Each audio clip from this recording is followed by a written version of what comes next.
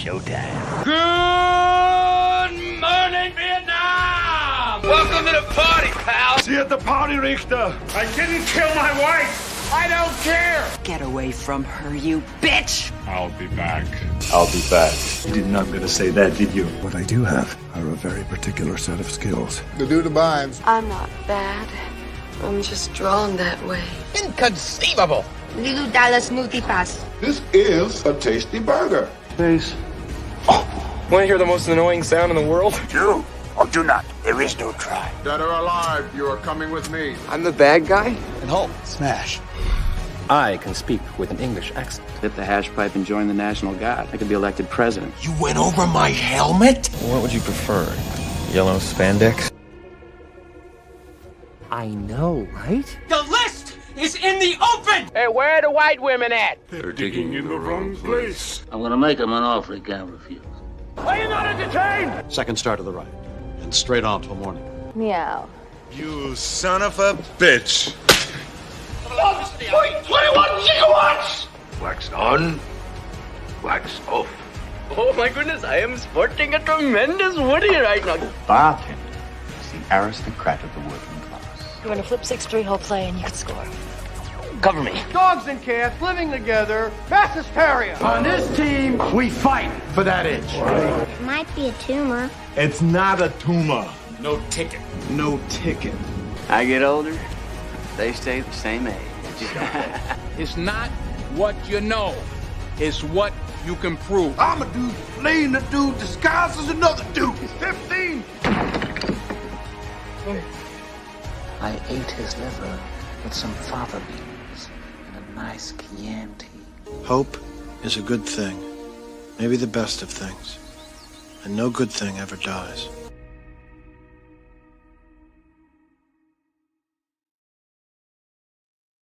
Good evening, and welcome to the Reel McCoy. I'm your host, Meffistoe, and always with me, my hetero life mate, All My Feelings. How are you, sir? Doing pretty good, bud. How you doing? I'm good. What is the Reel McCoy, you might ask? The Reel McCoy is your weekly movie podcast where we ask you to go watch a movie you watch to come back to us, and we break it down for you. This month, new month, it is August, and I am burnt as a motherfucker. Because I've been to the beach today, and I don't know if you know this about me. I don't like going to the beach at all. My family does, so I do what every dad has to do and grunt to wherever I'm needed to. But it is what it is. All right, enough about me. August is a month where we decided that twos are better than ones. Not the Spice Girls song. Which means, what does it mean? One, not no. What does that mean? All right, what does that mean? It means we found a few movies that are, generally speaking, considered that it's a sequel. The sequels are better than the original, yeah. Better than the original, okay? Now, no, I'm already saying right now, no Empire, okay? For a reason. Yeah. No Empire. We will disclose the reason at a later date. But no Empire. And keeping with the momentum that we had in July, keeping it, you know what, sort of a blockbuster type, summer blockbuster type, we found a crap ton of comic book movies or comic book adaptations that the sequel is better than the original, except for one, because we had a snag. Well, I'll take responsibility for the snag. But again, it's for a later date. Yeah. It's for a later date. It's for whenever, dare I say it, whenever I become an actual successful YouTuber, or this channel is going to be, and I will be full-time, and I can actually do Meth After Dark, that's where I'll disclose it. So like, subscribe, all that stuff. I'm close to 3,000. I can't believe it. Anyway, so within the confines of this month, we will start with X2, X-Men United. Kind of a double entendre kind of title because it kind of seems like it's X-Men Ununited for some reason, but we'll discuss it as we can. No Godfather 2 because we already covered Godfather 2. Yes. Yeah, yes. Which that was going to be on there, and yeah, I'm really sorry, but yeah, Godfather 2 is better. I think so. I think so. Anyway, there's no Back to the Future 2. Apparently, my wife was like, "Why don't you do Back to the Future 2?" And I was like, "The hell you say?" Because it's not better than the original. That's better than the original point of it.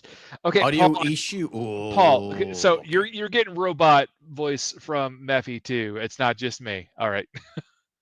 Aha. Hmm.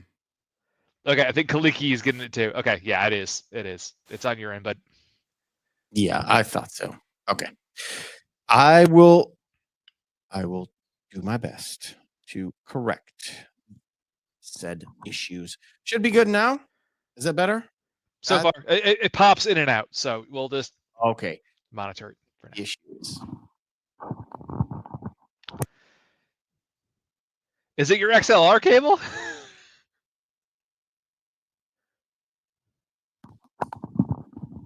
Is it better now? Yeah, is it your XLR cable? I think so. Okay. Well, I will let you know because I hear it, and then there's a delay in chat, so I will just be like, robot. Okay. Because I can't hear it, so you guys can intermittently, you sounded like a Dalek from Doctor Who every now and then. I don't like that, but exterminate.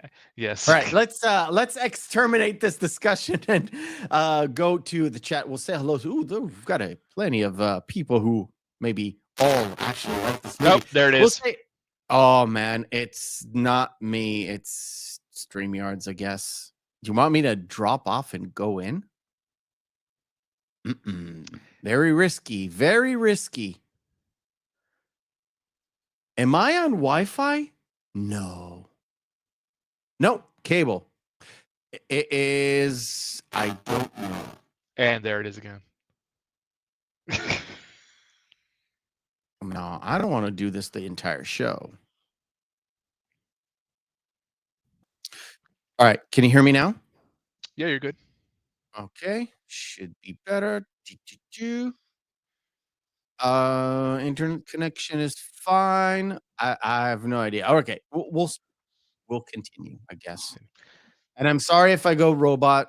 It's not me. It's my technical issues. Anyway, we'll say hello to Paul Harley. Yep. Now I can hear it. Paul Harley, Kaladin, One Punch Man, Sander Hammerslag, DK, Kaliki Oki, and that is it. Anyway, I'm saying anyway too many times. We'll start the show as we always do with a little segment we like to call Behind the Screens. Sound production, take 2.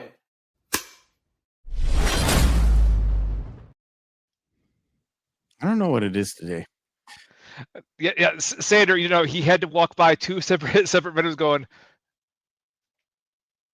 Yes, I did. Durka, Muhammad Jihad. Durka. Yes, yes, exactly. Balaka Street.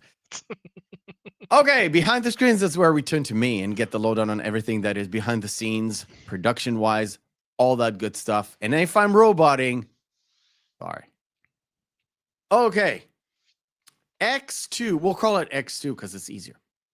Yes. X2 was commissioned immediately, so greenlit immediately after the success of the first film. It took like 0 days. As soon as they saw the box office returns on the first week, immediately. And of course, Bryan Singer got back on the helm. By the way, I will mention Bryan Singer a lot. We all know about the guy. We'll just let it go. Separate very bad stuff. Let's just not get into it here because we're not. Let's just say this.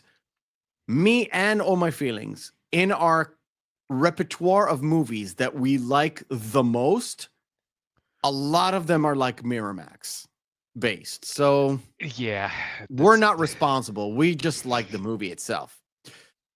It was Avi Arad, the producer of this movie, who envisioned a trilogy of movies, and he was the one that came up with, we should have an Empire Strikes Back kind of a movie, sort of like we need a somber movie to have like a good movie at the end of the trilogy.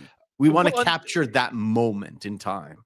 If that were the case, then he kind of knocked it out of the park then, just because technically, the Empire is the best of the first trilogy. This is the best of the first X-Men trilogy as well. So kind of the same thing happened with oddly enough with the reboot, the first reboot of the X-Men too, is because Days of Future Past I think is better than First Class, and obviously stop trying to do Dark Phoenix. Just stop it. It never works. Stop it. Some of us are glad that Marvel has all the X-Men now. Some of us, not all of us. We'll see if they follow along the trend that they have so far been doing with the new Fantastic Four, going along a more serious note where it's not just that's funny. We'll see. Yeah. And that movie is also controversial. Some people hate it. Some people like it. I like it. Tom hates it. I thought it was fine. Yeah, that's fine. All right. So originally, Bryan Singer wanted to explore terrorism and warmongering, or that angle, but that was pre-2001 9/11 attacks. Although some of it is kind of there, but not really. Not all the way. Yeah. Yeah. So before we go into like the writing stuff, Bryan Singer and his cinematographer, I think it's Harold Siegel, actually did credit Road to Perdition as sort of a visual influence for the movie. Now, yes. I don't know how they see it. Maybe in the color palette of it, where it's a little bit more muted and toned down. But the first movie was muted and toned down. So I don't know how and where to see it. So I get it. Thing that I could consider is basically the framing of everything in Alki Lake. Yeah, they also said they went with like a 35 millimeter print. Yes. Instead of a smaller one, maybe a bigger one. You would typically go for 70 millimeter, right? For like this big IMAX experience. Yeah, because at that point in time, it wasn't quite there yet. You'd want 48 typically at the time. So, Yeah. All right. By the way, the sound issues, StreamYards. Not me, not all my feelings, because you went old robot to me too. So okay, it's StreamYards. They're messing about in the back end again. All right. So the original writers that were commissioned were David Hayter, the guy who did like Snake. Yeah, and that was the one thing that got me the first time I watched him. Like, wait. Yeah, him? Solid Snake? Yeah, Solid Snake is writing. Yeah, he's a pretty competent writer. Yeah. Eventually, the thing is, most of the things he writes, he's like doing the script, and then all they do is like take his outline or something. Poor guy. Yeah. It's like it's over and over and over again that every time his name comes up in a movie that we covered, I go into the research and it was like, oh, he wrote the original, and then they only took bits and pieces. This is of it, But this time around, David Hayter and Zach Penn both were commissioned to write a script separately. And then they kind of joined together and saw what each other wrote. And they kind of said, well, this is a good bit. We'll take this, we'll put this. And they served that as the main sort of big framework, first draft, second draft for Bryan Singer, who also gave a little bit of notes to it.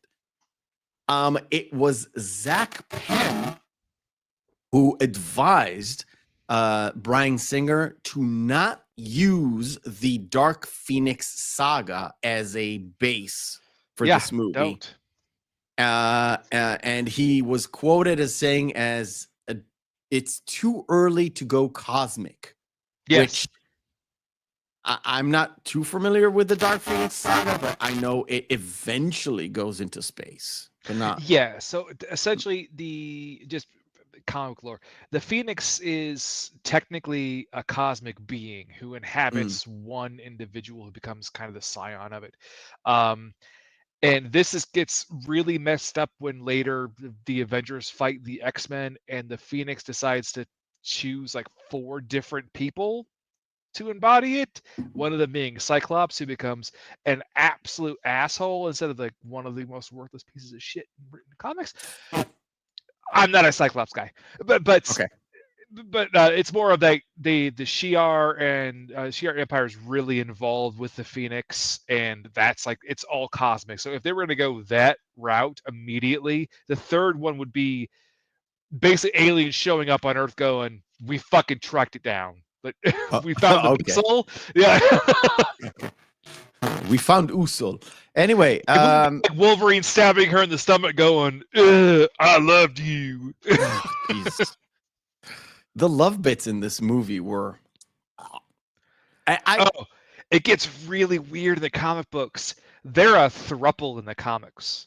Yeah, don't get me started. Yeah. Like I said, I went down certain rabbit holes, and at a certain point, I said, "Well, put that stop."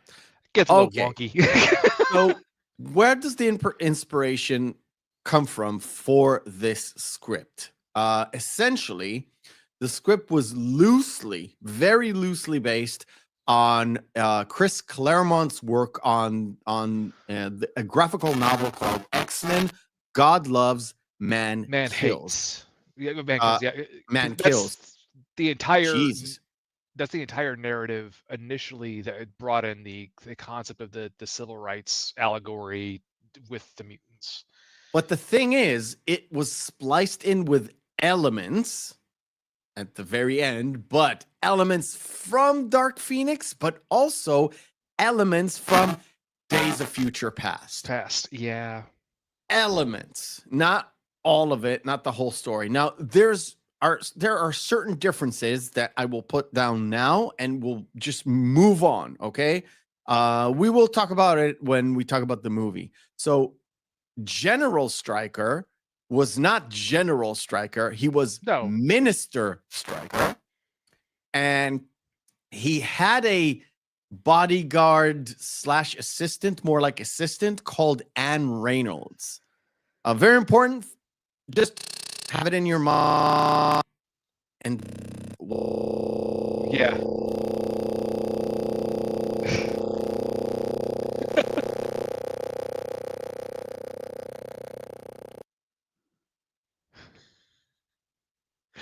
He'll be back. But no, he was Colonel Stryker. You're right, Sander. We'll see if I have these issues too. I can talk a little bit more of the comic books while he's away. We do see Deathstrike as she was a mutant, but she was more of a cyborg in the actual in the actual comics. And yeah. Okay. Can you hear me? Yeah, but it immediately went to robot. What? Sorry, couldn't hear you. So it immediately went right to robot. Yeah, I'm robot. And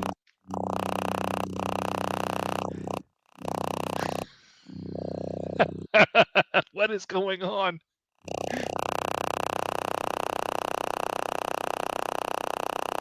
It's your input.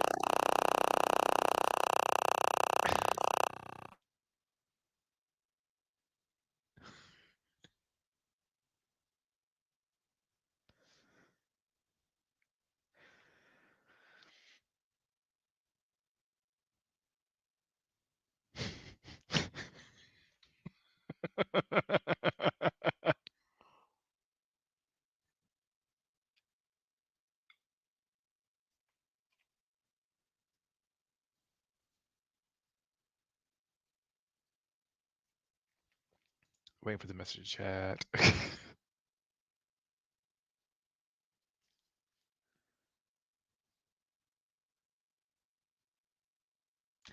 In the interim, F, thumbs up if you can hear me. Nope, never mind.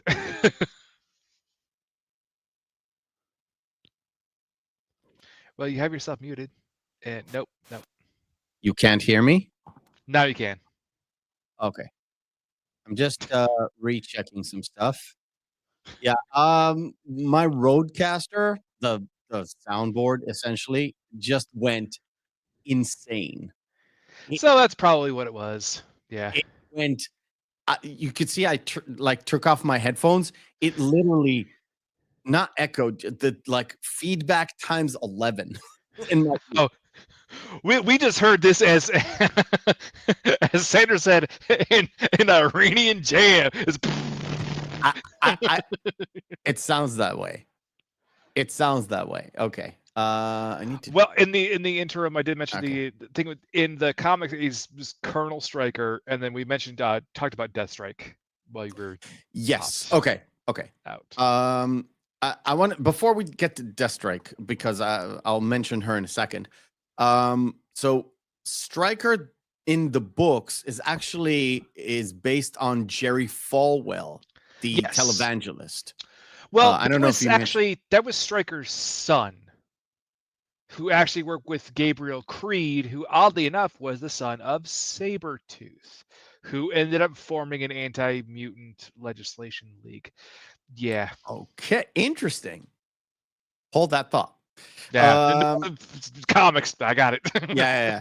So anyway, after Zach Penn left the project to do something else, he was just, it's like, okay, I've served whatever script you want. I'm just moving on to another script. They brought in 2 extra writers, Michael Dougherty and Dan Harris, to rework the original script because David Hayter cannot catch a break. Of course.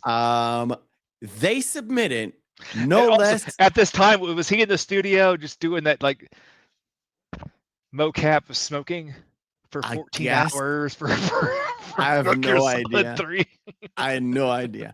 Anyway, they submitted hundreds of drafts, not tens, hundreds of different drafts before one was accepted. There was a lot that got in and then got out. Right. So not originally, one of those iterations, we had both Angel and Beast. Now, both were dismissed eventually because there was too many characters. Because Angel was in one movie was supposed to be from Angel to Archangel. That doesn't work without Apocalypse, because you need Apocalypse in the techno-organic virus. No, can't work. The virus was supposed to be in the movie, then completely ejected from the movie.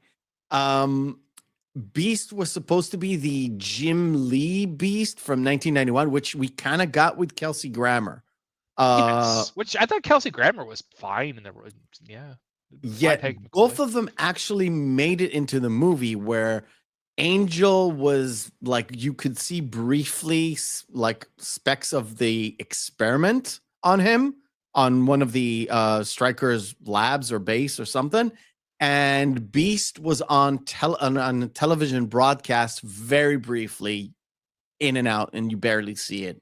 And it's not Kelsey Grammer.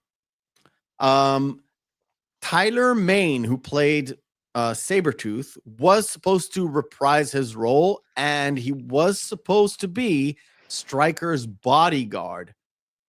But it was cut, he was cut very early on. And then they kind of revert back to, okay, we're going to have Anne Reynolds, some actress as Anne Reynolds, but they had to cut that away because they had to have a fight with Wolverine in the Adamantium room just to wrap up that whole story. They had to have a fight. Well, also too, at the time, he was the biggest star coming out of this entire franchise. So why not have another Wolverine type they character. Need that big, yeah. Which yeah. they could have picked. They should have picked someone better than Deathstrike though, because the Deathstrike didn't make any sense. But we'll get onto that. I did like to. I did credit to Tyler though. He at least got to show up in Deadpool versus Wolverine, and Yeah, he there's got decapitated off rip. But hey, you know what? That's why the more time passes and the more we dive into these old movies that are like comic book movies, I appreciate Deadpool and Wolverine for more. what it Yeah. was trying to do. Definitely. It was more than just fanfare. Let's just say it was way more than just fanfare. Like just the appearance of Pyro there was very interesting, to say the least. Yeah. And I really want to do maybe not cover Last Stand, but just do research on Last Stand, because I know the Pyro stuff. He's there for a reason. What a fuck up.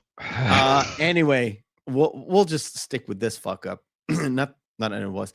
So Cyclops and Xavier had extra scenes in Stryker's base they were trying to do more scenes of like brainwashing and manipulation, especially on Cyclops. You can kind of see it with like Xavier, but you don't see the Cyclops stuff.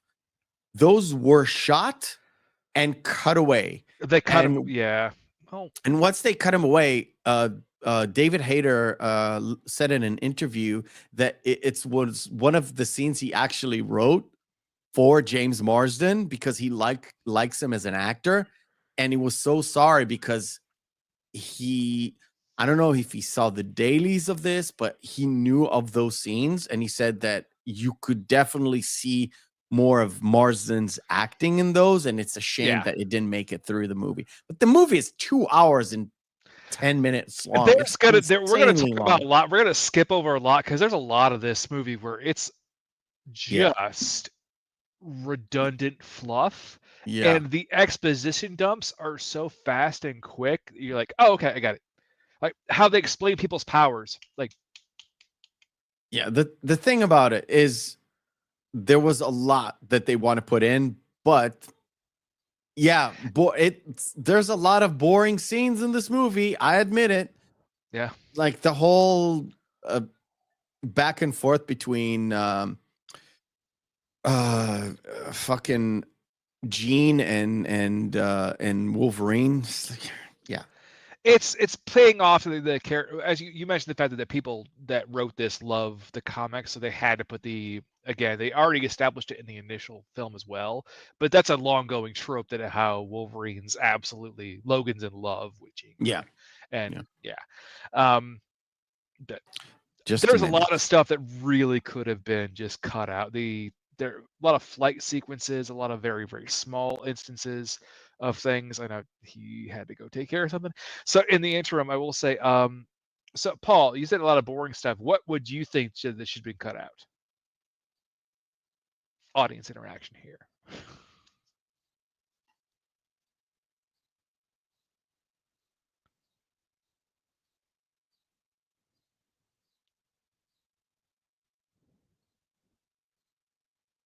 Teenagers. This is technical difficulty. The podcast. I actually just. I'm extremely sorry. Right. Well, we'll just keep going. We'll just keep going because there's a lot. Too many long shots of the dam. Yes, dam in the wilderness. We're gonna get to the Alki Lakes. I asked in the room because Paul said too many boring things. Yeah. Well, no, say it like that's why we're saying that this whole month is by like these sequels are better than the original. X2 is better than X-Men. Yes. Full stop. Right. Let's keep going. One of the things were cut, and I did mention it backstage, kind of. The Danger Room and the Sentinels. Danger Room was where the sort of like the imaging room of the X-Men, so they can train and fight and all that stuff, where they can kind of use their powers but not really use their powers. That was cut. The Sentinels were supposed to be a part of this movie as well. That was cut. Later on, moved to Days of Future Past. All that was supposed to be in this movie. And remember, this movie is already fucking long. Just understand. All right. Once the production got going, It wasn't that smooth. It wasn't terrible, but it wasn't that smooth. First, they wanted to start around March of 2002. That got postponed to June 2002, just 3 months. Not a biggie, right? They were planning on finishing in November anyway. But when they were trying to do the lake scenes, it was a lake in Alberta, and there wasn't a lot of snow, even though it was November in Canada, in Alberta. So they had to import fake snow. So not really fake snow, but a snow machine type deal. Yeah. Because sometimes fake snow is one of those like salt thingies that it's a little bit too fluffy. But they wanted snow. Right. So during the pyro scene where he goes crazy, it's like I'm the worst one. 2 stuntmen were and the cinematographer Siegel were nearly killed during the stunts. So many explosions. Hugh Jackman. What? Oh, I was gonna say there are several Wilhelm screams during that. Yes. Yeah, yes. Which is just like whenever I hear them, I'm like I know that one. Yeah. So Hugh Jackman's stunt double suffered injury during rehearsals, not during a scene. Oh my God, shot him in the face. Kind of. But I don't know if it was a compensation or not. So Bryan Singer came up to him and was like, man, you look great as Gambit. Why don't we put you in a cameo scene? And that scene was shot and cut from the movie. Yeah. Which I thought was weird because it was like, where is Remy LeBeau in the? They mentioned Jubilee in the movie. Like Remy should have been in. There's a scene where we might take a look at it. There's a scene where Mystique is looking for the files to get to Eric. When you see Eric's name, if you focus on the list, Remy LeBeau is one above Eric Lansher. Okay.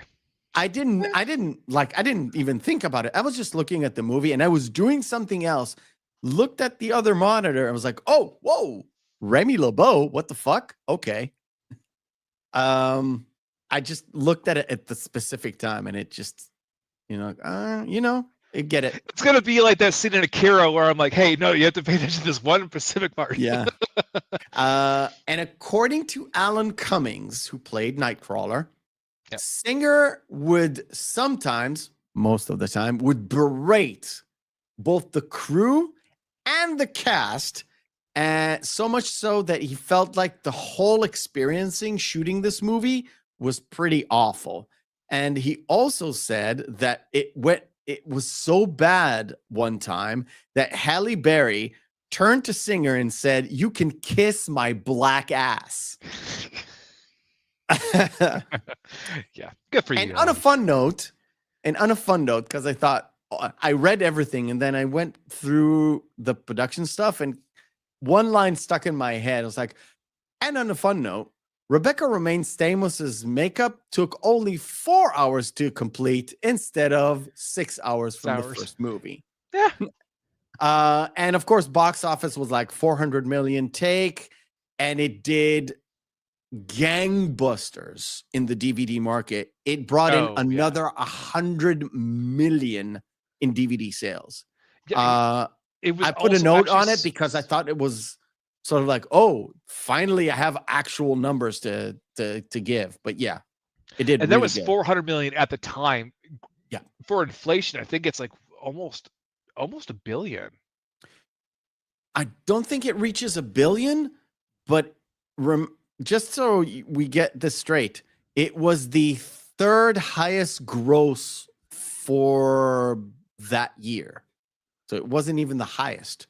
Which like that was Harry Potter did better. Yeah. Well, that was the sequel to Harry Potter, right?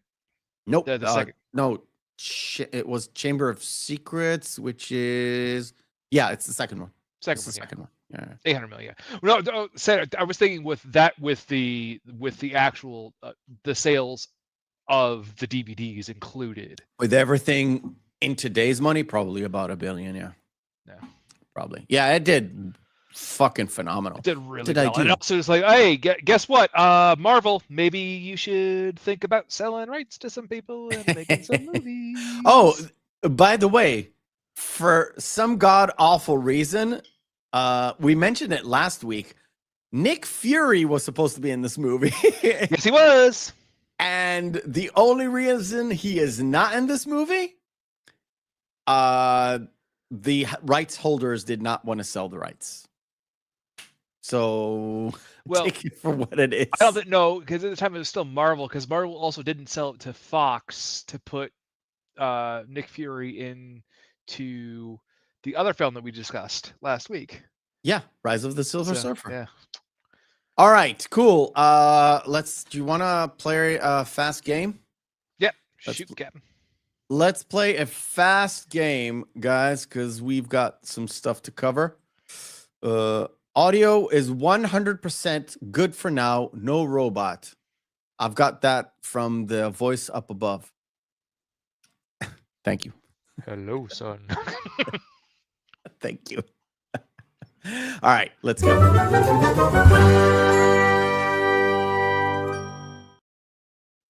Missing Marquee for the uninitiated is where we take 10 posters of movies, have their text written off, we display them, and you guys out there will have to guess which movie this is. Let's go. Fast lightning round. God, yes. I call him that when nobody's looking. Look at man's face with sport. Man's face. Man's face with sport. Here we go. It is blood. You think? This one's supposed to be good. This one's too easy. I love this poster so much. I've seen this poster on people's, in people's rooms so much back in the day. Yes. DK's got it. It is Con Air. Paul's got it. Sanders got it. Everybody's got it. The other thing too is that looks like a completely different movie as well. It really does. I know people don't like Con Air. How do you not like Con Air? It was fine. We had our discussions about Con Air. It was all right. Paul's got it. This is Cyborg. This is the movie.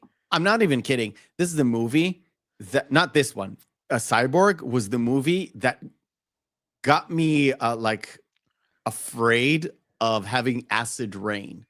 Oh, this is a movie where that poor actress nearly died from asphyxiation. Yes, she nearly died. Goldfinger, my favorite Bond movie of all time. This movie is ridiculous. Now, I think I remember this one. It is so ridiculous. It's bad. It's one of those Cameron Diaz films where they kept trying to... Yeah, it's Night and Day. Okay. Yes, yes, it is. It is Night and Day. Correct. All's on fire. Well, fire, I tell you. This is just fun. The remake, I don't know why they remade this movie. And still, they didn't do a remake. They did technically a sequel. A sequel to this? It's technically a sequel. Yeah, it's Mean Girls. Okay. Mean Girls, but also is I love Amanda Seyfried in there because she's like, I think it's got it right. This one's a good biopic, but I'll just say this. It's as if Elton John wrote his own story. Do you know what I mean? So yeah. Do you know what I mean? Yeah, Paul's got it. Paul's got it. I felt the same way about Bohemian Rhapsody. Kind of. We covered the first movie. This one is the second movie. It's not really a sequel, but it is a sequel. Yeah. You want me to punch in, maybe? It's pretty obvious. Sanders got it. Jewel of the Nile. Not enough drugs, Jewel of the Nile. Yes. I need to rewatch that movie. I haven't watched it in such a long this time. movie just makes you depressed as a dad. It's just so good. You're depressed 95% of the movie, and when everything turns, you're like, God, this movie makes me feel so goddamn good as a dad. I feel vindicated. Yes. Yes. The vindication is so fucking high, but you're like at a very low percentage throughout this movie. Yes. The bitch slap? No, that only would have been better if it actually would have had starred Chris Rock getting slapped in the face by Will Smith's character at some point. That would be like, yes, I would have loved that. This one, oddly enough, I don't think a lot of people remember. It does star O.J. Simpson. Oddly enough. This is not 9/11. No, it's not. Not 9/11, even though Sanders got it off rip. Exactly like it.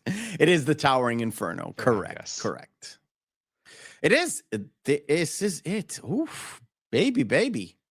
Good lightning round. All right. Towering Inferno was going to throw people off, but good on you, Sander. No. We got some good. And the only reason why I know that, Meth, I have never actually seen the film. I think I've seen it once. Now, correct me, guys, if I'm wrong. Yes, I think OJ's in it, but the starring role is Paul Newman? Yes. Right? Yeah. Yeah, I think I've seen it once. But the reason why I know that is because when I went to Universal Studios when I was a kid, they still had the Towering Inferno, the ride. And they had a big statue of O.J. Simpson. This was in September of 1992. Well, he was Nordberg, too. Took that right away the following year. Why? What? Something happened? Well, he lost the Isotoner sponsorship. That's what it was. Isotoners. That's what got him. All right. So, the movie. I think it was Paul Moon or Steve McQueen. They were the two. Yes, Steve McQueen. That's nice. We might need to find a disaster. The problem was like a disaster movie month, not a disaster movie, but disaster. Oh, we talked about we talked about that. Yeah. All right, cool. I think, if I'm not mistaken, this is just me, not a comic book guy. One of the best introductions to I don't want to say superhero, but let's say an X-Men type character and their versatility and powers as an introduction. I think one of the best ones, right, for Nightcrawler. I wholeheartedly agree with that, just because it not only showcases his powers, but also the fact that eventually Kurt explains about, like, when I worked in the Munich circus, it showed like his acrobatics are explained by the actions you saw him do.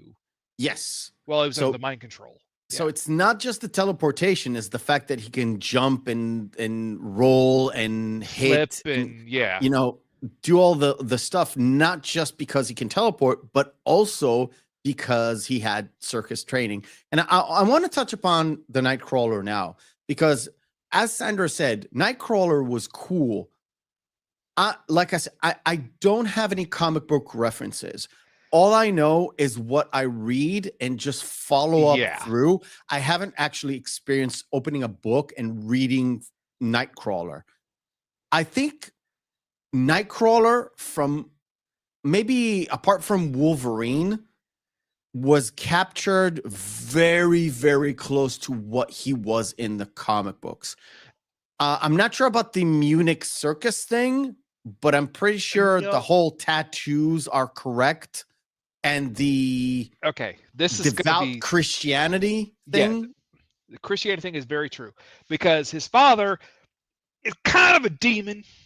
Okay. And do you know who his mom is? An angel? Mystique. Oh, Oh, okay. Yeah. So later on, where I'm like, I don't know what universe this is in, but it's like, dude, you're talking to your mom right now. Yeah. Because at one point in time, well, it depends on the interpretation of it. Because Nightcrawler was the progeny of Azazel and Mystique. Okay. So I'm just saying, not only this was a great introduction to a character or a sort of a superpowered character, we'll say that. It's also throughout the film, he's kind of in his own space when it comes to like same as he was. Yeah, and Paul, you just took it out of my mouth, I guess. He was just closer to what he was in the cartoons, so the 90s and very cartoons? much closer to the comic books.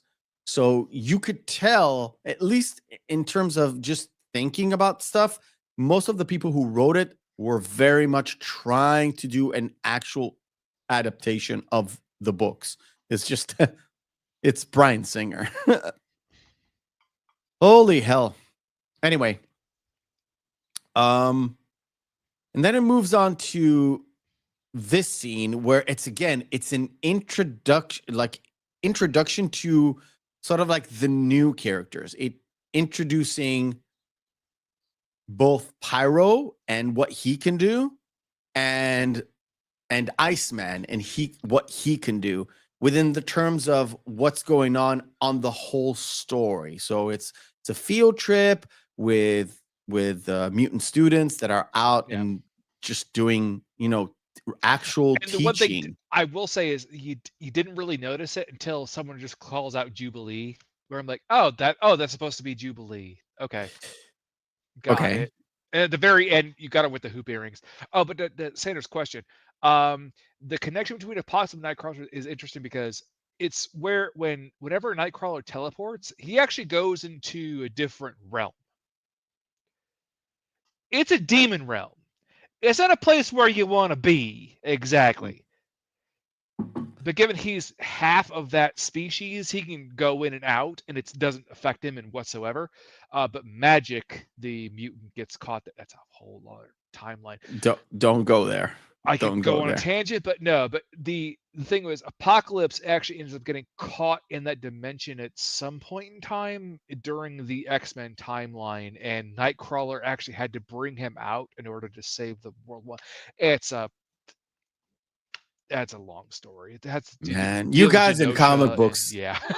You guys in comic books are. There's way too many stories. Yeah, I know. There's way too many stories. But there was a problem, so Xavier takes everybody out and sort of like, okay, we'll leave quietly. We don't need this aggravation because of what happened in the Oval Office. I will say this: they did do a great job showing the absolute power of Professor Xavier's telepathy. Yes. In multiple, because they showed it in the first film, but not to this extent where everyone's just frozen solid. But it's like, no, he basically just turned their minds off. Kind of, I guess. And so we get to see Stryker, and like we said, Stryker in the book or in God Love Man Kills, one of the things that are happening in the book is that he gathers this following, and he kind of like puts the idea in their head that they need to eradicate the mutants before they kill us because they're a deviation from God. And once everything gets sorted out in the book where Stryker is eliminated, I think he gets killed by Anne Reynolds or somebody, doesn't matter.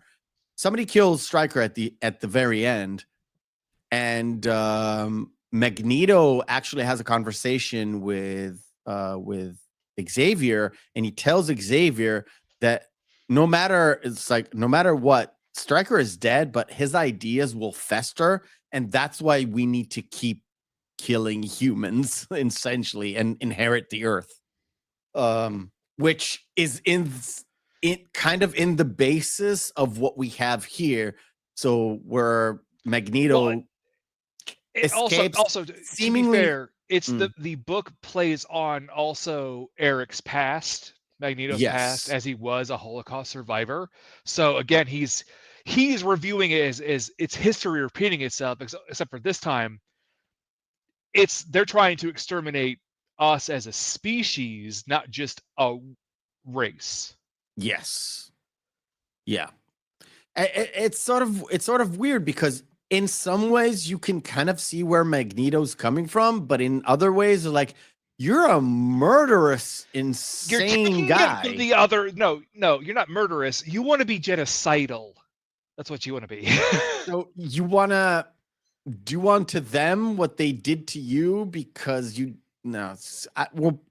it's too much of a high thinking. And at the very end, too, movie. we'll get into his trick at the very end. We're like, you realize there's not enough mutants to control the world, right? It doesn't work. No, that wouldn't work. No. Yeah. I want to. So I will say I did like the prison scene because that was an interesting way to set up how they could move about the story. Yes. Getting to him to get to Cerebro. That was really interesting. I thought it was really well written that way.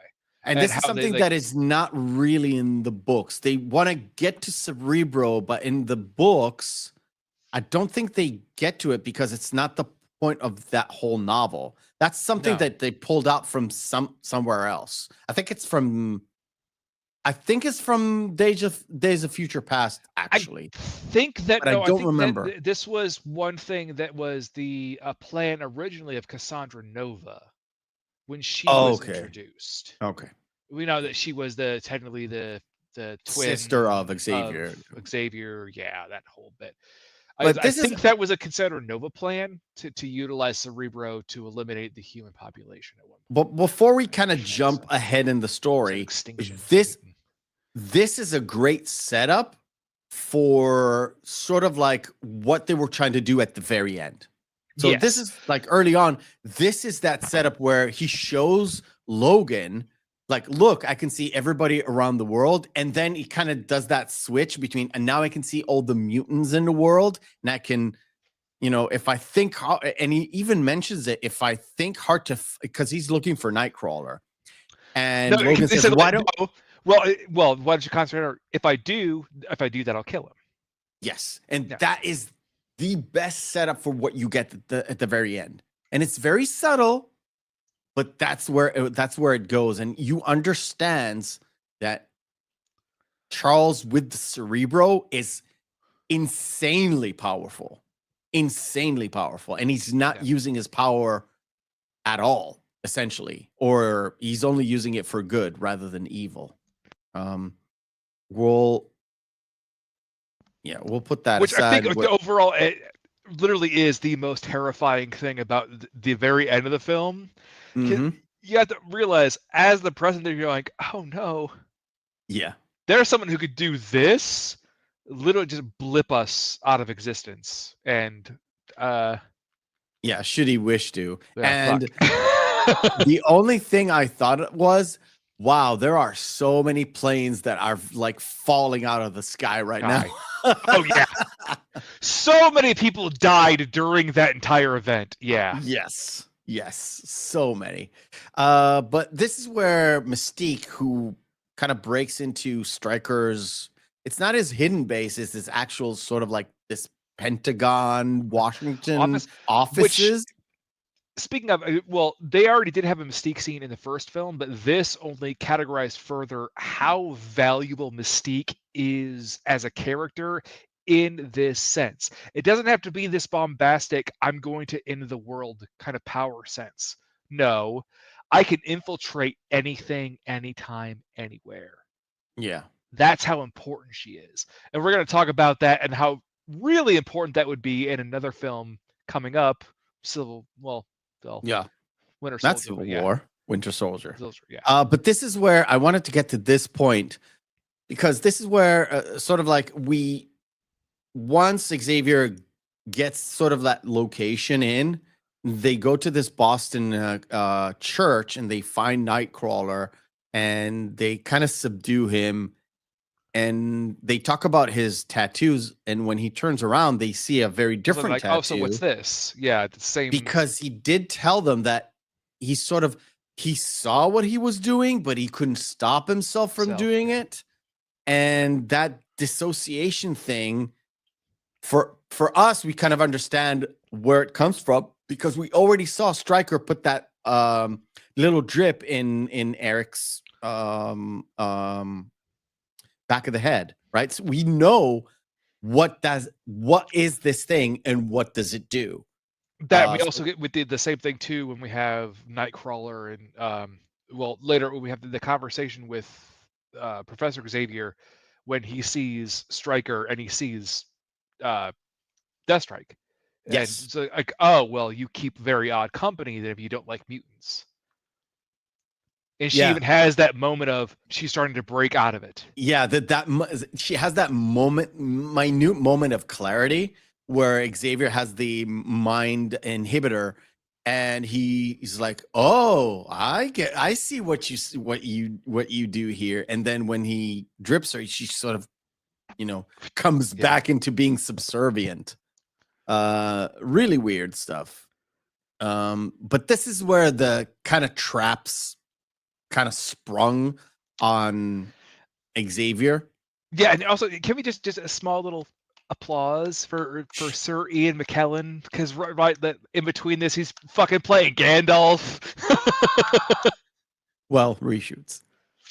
Yeah, reshoots. Still, yeah. I mean, Ian McKellen had an extensive career, but then ever since the 2000s, he was like, pew. Yeah. Oh, can I make money off of my skill? Oh, thank you. Oh shit. Why, thank you. Also, I'm gay. It's like, yeah, nobody cares. Yes, which also Nobody I told cares. you should do yourself a favor, Mef. Mhm. Watch Vicious, and anyone out there who has not seen it yet, watch Vicious. It's a BBC series. It only has 2 series, very 6 short episodes. Yeah. So good. Ian McKellen starting as an aging gay actor. It's absolutely hilarious, and some of the cattiest comments you'll ever hear. I can't believe Ian McKellen catty.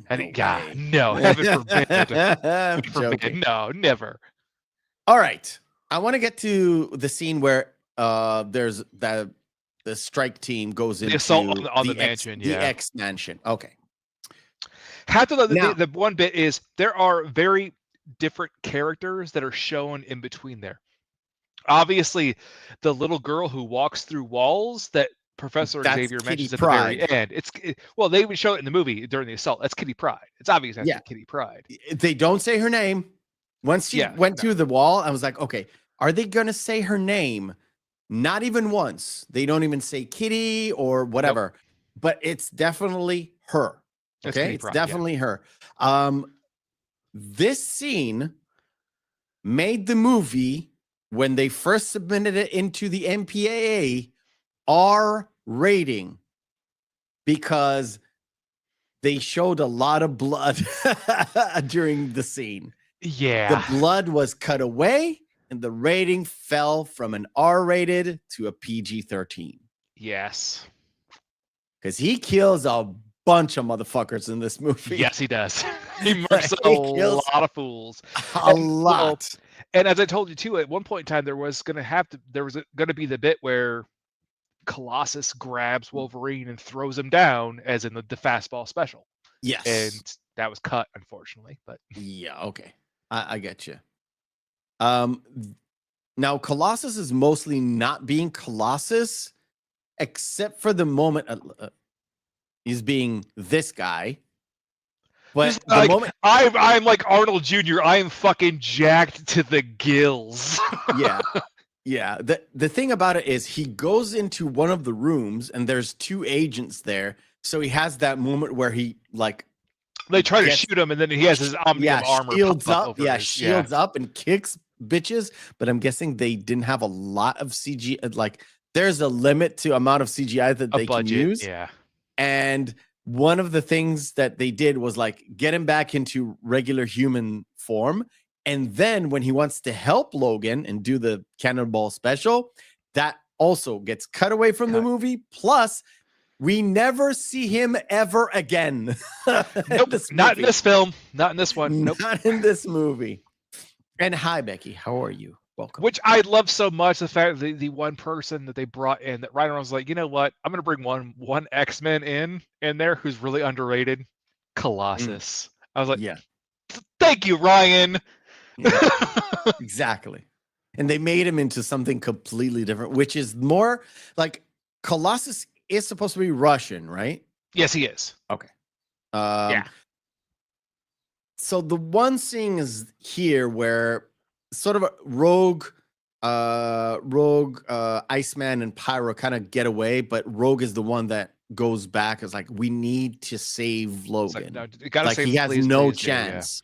He has no chance. And they have that confrontation between Logan and Stryker, where Logan still doesn't really know Stryker, but he does know him. So then the memory is there, but he can't really surface the memory. And it starts off immediately as Logan comes back. So he's in the Cerebro room talking to Charles about getting those memories back. And Charles is still adamant. It's like, you don't want me to do it. You don't want me to unlock this thing. And when that first inkling of stuff coming back to him is this, and when he goes, the second time he goes to Alkaline Lake, that's where a lot of it comes back to him. Yeah. Let's see. Klekioki. The original scene with the assault in the mansion, bloody scene, is still available to view. No, it is not. No. It is not on the DVD. I checked actually to see if we get like the Snyder style red version. Nope. No, there's not in existence. Also, the deleted scenes with Cyclops and Charles, those are not on the DVD as well. Yeah. So shame. Yep. Shame. Yep. But so after this, we get them to the car. Obviously, the bit two is like, that's Cyclops' car, and Wolverine's like, yeah, I'm taking this one. The X phone, okay, all right. Hold on. This one bit I did enjoy just because of the fact that it's the Mystique doing her job in the best way possible. Yes, I didn't want to have his ass on film. This is where I thought Singer actually gave Rebecca Romijn her props for actually being a real big part of why the Mystique character actually worked. Yeah, and let her how act. integral she is actually to the entire operation, because she is the perfect spy. And let her act as Rebecca Romijn rather than any other woman. So like getting another actress to be the human form of well, Rebecca I mean, Romijn. to be fair, 2002, 2003 Rebecca Romijn Stamos at that point in time, you're like, yeah, would obviously any sensible man be like, yeah, of course, okay. I mean, she fucked Uncle Jesse. Man, still, I mean, all right, whatever, man. You know what? You know what's weird? I thought about it today. I went to the beach. I'll tell you a story. Nothing to do with the movie. I'll tell you a story. I went to the beach. I went to the beach today. When I went to the car, when we were finished, I went to the car and I saw a very beautiful couple. He was a beautiful man. She was a beautiful woman. They were very young. And I said, well, you know what? Sometimes beautiful people just come together and they're probably really into each other. So were Uncle Jesse and Rebecca Romijn Stamos. And I call him Uncle Jesse because he is Uncle Jesse. But sometimes it doesn't really work. But they have beautiful kids together. End of story. Let's continue. I don't know what the point of the story was. There was no point in the story. I just thought beautiful people just end up with each other sometimes. Yeah, so 9s and 10s, like, wow, you're pretty. I'm pretty. I had no point to that story. Pretty. The one thing that kind of leads up to the guy taking a shot in the ass. I was gonna say that too. Like, yeah, beautiful people in Israel, like, have you seen Gal Gadot? It's like, yeah. The Israeli women are gorgeous. Duh. There's quite a bit of beautiful people here, but there's a lot of fucking dog shit animals too. Don't worry. Oh, I'm looking at one. Hey yo. You'll get this one. I love you, buddy. I love you, buddy. Too.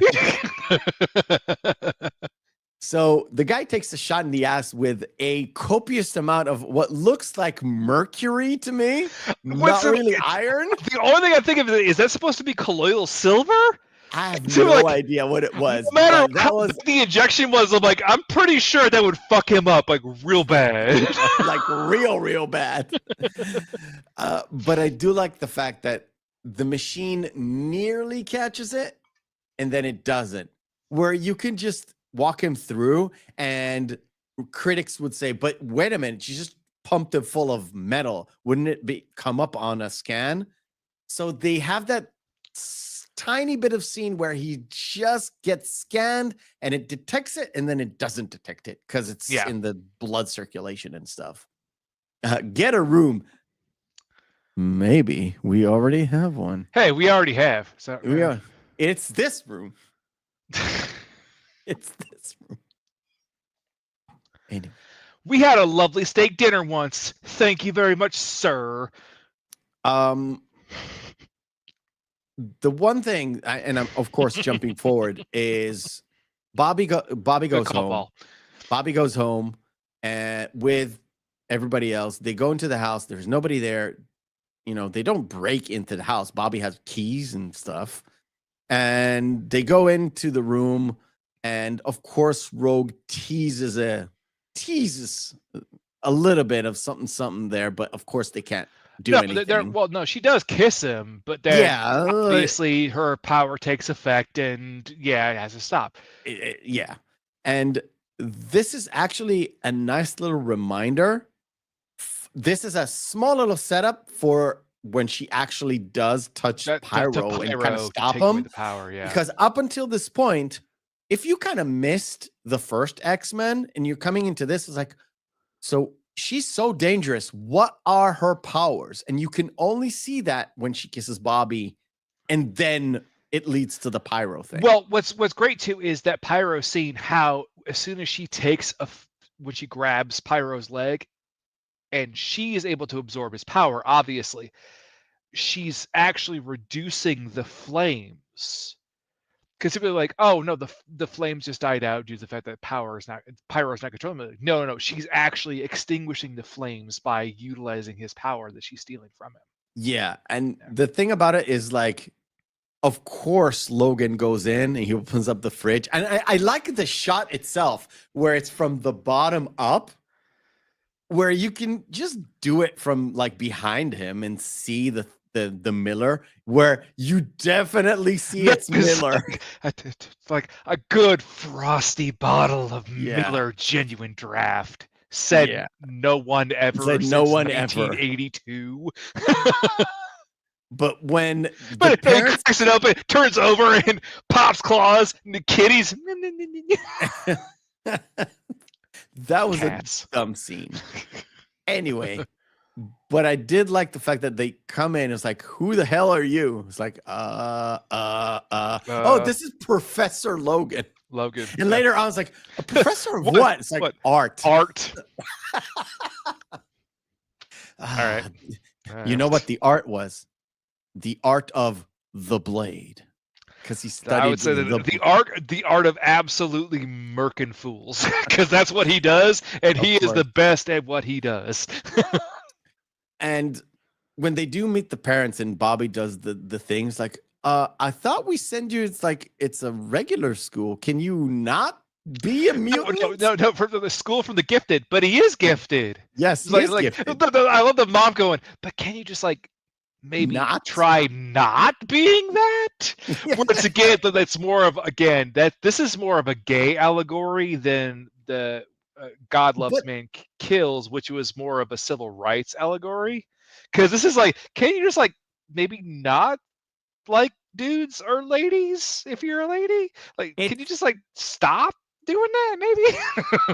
Maybe. X-Men what started off as civil rights, then it was gay rights. I think it's generally speaking, and I think Stan Lee said it the best. It's like there's always a group that is a minority that is considered bad or they're ostracized in some way, shape, or form. Yeah, in some way or form. It's like geeks and jocks. It's the same kind of deal where there's always that group that suffers from something because of some sort of quality.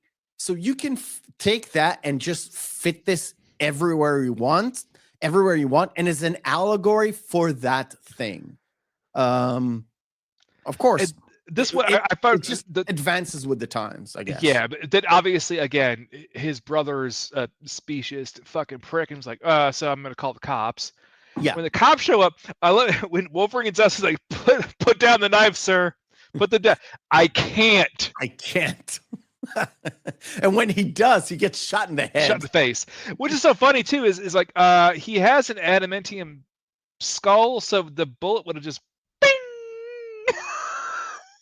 yeah, because the gun was a 38, but the bullet was suspiciously a 22. But also, even the small rounds fire. No, Wolverine in the comics eats that shit for breakfast. Yeah. Okay, so the Jason thing. Yeah,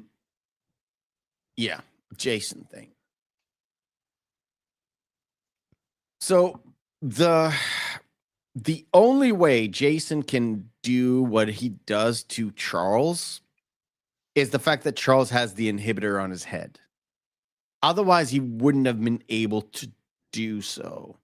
Now, I actually do feel sorry for Jason just as much as Charles felt sorry for him too. Yes, because it's clear that he has been somewhat lobotomized. And also for with sure being used on the rather neck, than which the weird thing is I'm trying to determine which character they thought that Jason was supposed to be, because in like some of the original drafts it was supposed to be Legion, which is actually Charles Xavier's son, who is a paranoid schizophrenic with multiple personality disorder, but in a way that is crazy because every single one of his personalities has a different power. But he's an Omega level mutant. Oh my god! Again? Yeah. Another one? Another one. Yes. Yeah.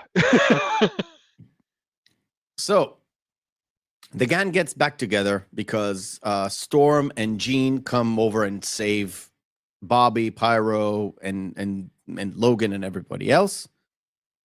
And of course, they send 2 attack fucking...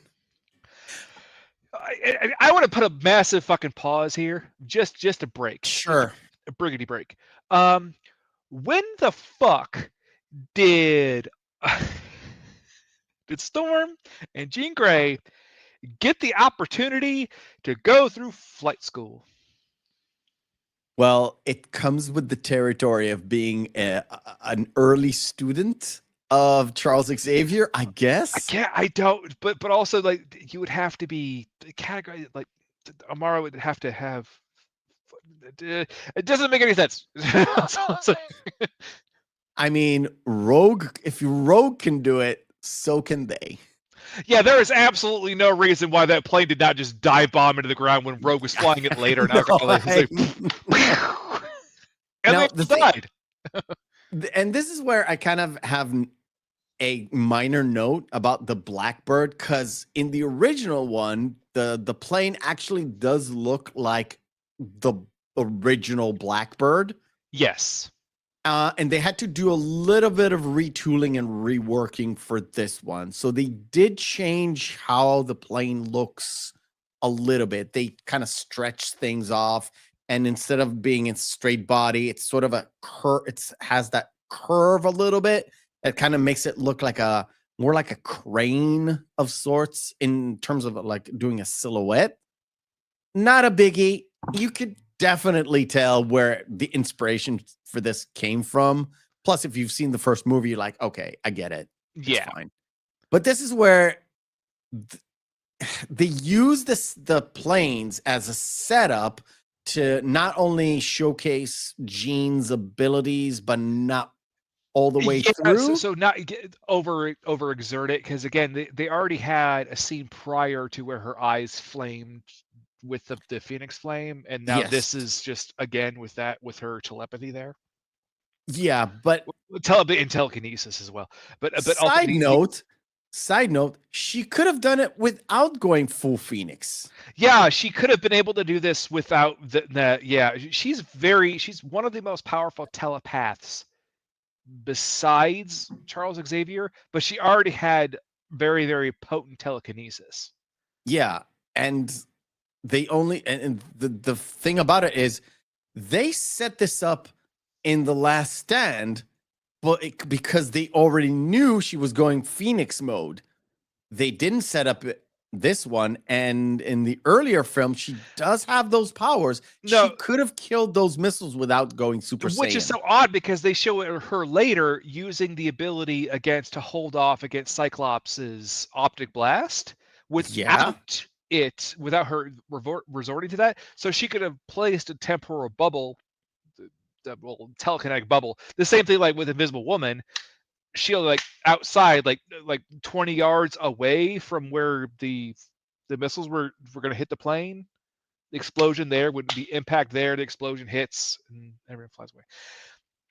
It's more to show also Nightcrawler saving Rogue to categorize his powers as well, to show him as a hero, and then also to make sure that they all group up with Magneto, because Magneto saves them. Yeah. Of course, and it's just I was going to say that it was just used as those planes were just used as a plot device to showcase and get to a different kind of point.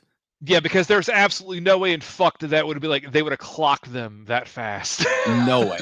There's no way. And we do have the exposition dump there where it's basically just explained to us as the audience as well, like how the fact like, well, Charles can find everyone, even though we kind of know this, that if he focuses on one person, he could kill them. But if he focuses on all of the mutants, then he could kill them all with the whole Magneto thing. Yeah, that is just the continuance of the setup that was in the room with Logan and Charles.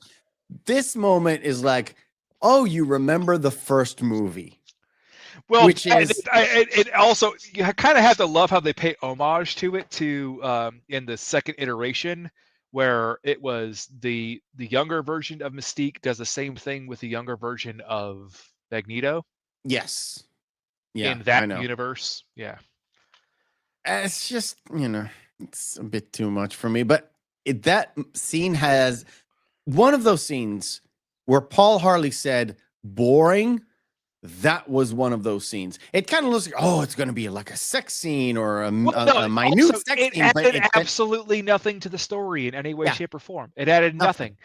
There was nothing. With Jean and Wolverine talking on the ramp from the plane, that was something there that's character driven that made sense. Tent scene, nothing. Added nothing.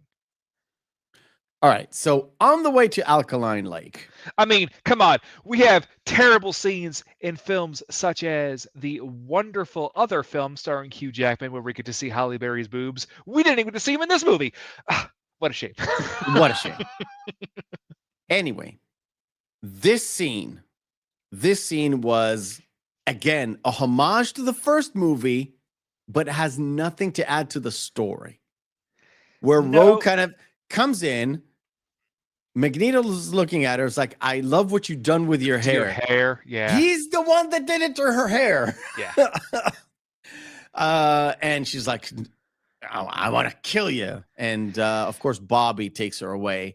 And this is the moment where it's like, what's your name? My name's John. John. What's your real name?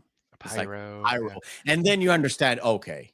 The only thing that's important about that is for later when it's explained in the third film when you actually get to see him fight Bobby at the very end on the aisle was the fact that he can't create fire, he can only control it. So like, okay, that's kind of like it's less than a 30-second exposition dump of a person's powers. Like, you're done. You're in and out. Good. Okay. Right. So they send in Mystique dressed as Logan because they know Logan has to go there because Stryker kind of will recognize him and will probably let him in. Yeah. So they send in Mystique because A, Magneto doesn't trust Logan, and B, Logan is not a covert ops guy like Mystique, who can... Well, not in this universe. Okay, fine. Yeah. Not in this universe. But I think Sander got it right, though. Fucking Brian Cox. Fucking knocked it out of the goddamn park. Oh, by the way, Brian Cox was cast to this movie because of Manhunter.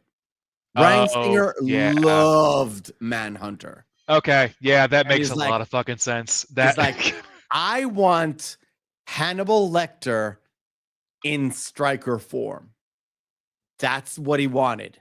So that's why he was cast. That's really I don't have good. any information on if he went through any audition stages or not, but he was like, I want Brian Cox as my Colonel Stryker. I was gonna say said just General before. Yeah, it's Colonel. Yeah. Yes, Colonel. Yeah. One thing that's a little bit different there too is just one little side bit of exposition right before that is the kind of exposition dump explaining Nightcrawler's limitations on his powers. Like he has to see where he's going, otherwise he could like teleport into a wall and just die. Yeah. I want to get to a point because this is the shot that I wanted. This was so slick, and probably one of the stuff that got through the MPAA is like flip the bird. It's not terrible. It's just replaces the fuck you, where you don't need to say you can fuck show you. a gesture instead of not saying the word. Technically, Exactly. it's not a utilization of a curse, so under the radar. Yeah. Like I said, that whole sequence is just too slick, where Stryker is like, yeah, I know my work, and that's not it. Seal it down, kill it. Kill it. It's just that scene was a beautiful kind of way to get everybody inside. And of course, we got Jason controlling Problem. There was also just that one bit that I'm sorry, I laughed out loud the 2 times rewatching it again. Was when Mystique gets into the control room and locks the doors. The guy's, well, we can't control it because it's locked from the inside. That's what the doors was like. And Brian Cox was like, you think? Yeah, that's right. I was like, yeah, I chuckled. If it was written that way, or it's just like Brian Cox, like, this is the dumbest line I'm gonna have to say. I'm gonna put some gravitas on this one. You think? You think? I don't care. Blow it. And when it does blow, it's not those people who blow it. It's actually Magneto who does it. Because he's the only guy who can actually blow the door. And he just doesn't blow it. He just rips it apart from the concrete. Which is so too, given the extent of actually Magneto's powers, given the fact that Cerebro itself utilizes a metal base in order to expand his powers. Magneto could have shut that shit down from outside the compound. He could have shut down Cerebro like that. I know, but no. See, it plays into the fact that no, it's part of his grand plan, which we're getting to. Yeah. So we have that fight between. So what happens is Jean actually saves both Mystique and Magneto from Cyclops' blast. Yeah. By pushing them down and then pushing Cyclops, and then they meet in this generator room where at first she kind of blocks it. His blast. Optic blast. Blast. Whatever. But then she has to go. That's X-Men versus Street Fighter, because he says optic blast. It's Ryu's Hadouken. Optic blast. Okay. But then and also the amount of concussive force that would have been actually output by him, that would have just actually ruptured an entire seam in the dam, and everybody would have been underwater immediately. But then again, she blocks it, but he persists, and she has to tap into her Dark Phoenix powers. I can only say Dark Phoenix because it's so goddamn obvious. Well, it's the Phoenix powers. It's not Dark Phoenix. Yeah, it's the Phoenix powers, I guess. Yeah. And again, Zach Penn said, "Don't go there," and Bryan Singer just went there. Just went with it. By the way, he did not tell Famke Janssen that she's going to die at the end of the movie until halfway through the shoot. Oh. Plus, he also told her, "Yeah, don't worry. You're going to get resurrected as the Phoenix." Yeah. Poor James Marsden was like, "Don't worry, you'll be in the third movie." Wink, wink, nudge, nudge. For a little bit. By the way, he was only a little bit in this movie too. He was mostly gone throughout the movie. Which, to be fair, at this point in time, also in the comics, Cyclops was still one of the fans' least favorite X-Men, and he still kind of is. Supposed to be like the leader of the X-Men? He was for a very, very long period. X-Men Blue for a long period of time. Okay. And not a fan favorite. No. Maybe because nobody liked him. Yeah. Because he's lame as shit. Okay. Later he becomes an awesome villain, but that's way longer down the line. All right. So Logan, because they get into the room and then Logan leaves because I guess his spidey senses were tingling.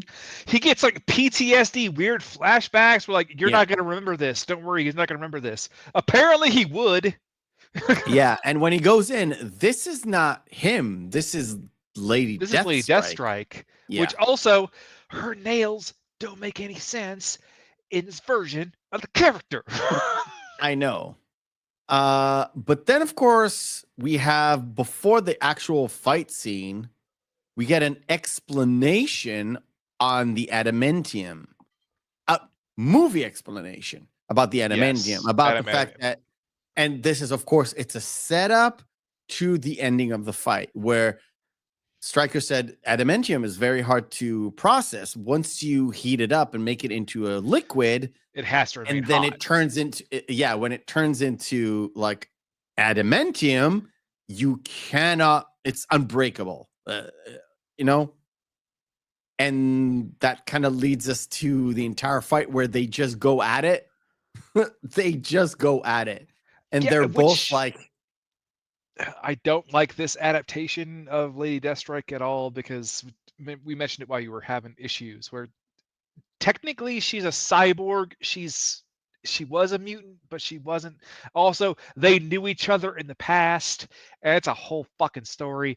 Yeah, it's the whole Japan thing, which actually you get to see glimpses of in The Wolverine. Which is, it's all right.